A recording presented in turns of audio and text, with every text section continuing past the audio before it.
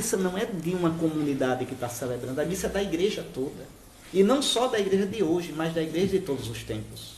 Por isso, desde o princípio, desde o início, a missa tem um rito padrão.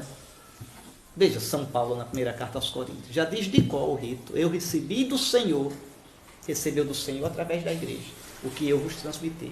O Senhor Jesus, na noite que foi entregue. Veja, os evangelistas contam a ceia do mesmo jeito. É o rito padrão da igreja. Do mesmo jeito que São Paulo conta. Então, a missa, ela tem um rito padrão. Esse rito, tá certo? Ele foi evoluindo na história, mas não pode ser inventado. Ele vai evoluindo na força do Espírito Santo que ilumina a igreja. E como a Eucaristia é o único sacrifício de Cristo, e comungando da Eucaristia, os cristãos se tornam um só em Cristo, a Eucaristia também é o sacramento da unidade da igreja. Porque você comendo do mesmo pão e bebendo do mesmo vinho, você participa do mesmo Espírito de Cristo.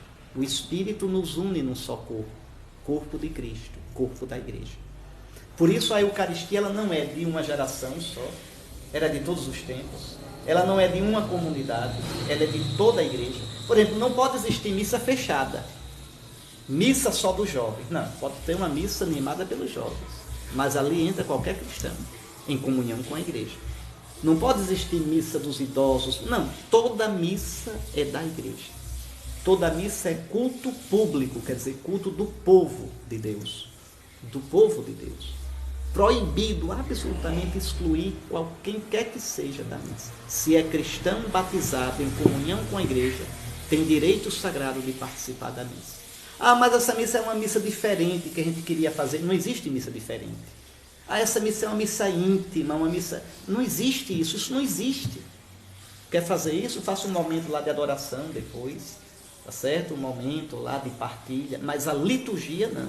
A liturgia, ela não está à disposição do nosso arbítrio, nem meu como bispo, nem de padre nenhum, nem de leigo nenhum, nem de comunidade nenhuma.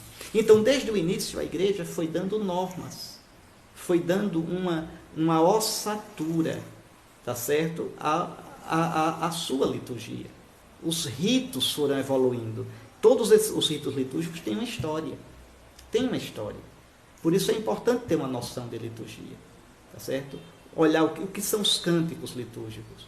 É verdade que muda o jeito de cantar, de país para país, de cultura para cultura, de grupo para grupo.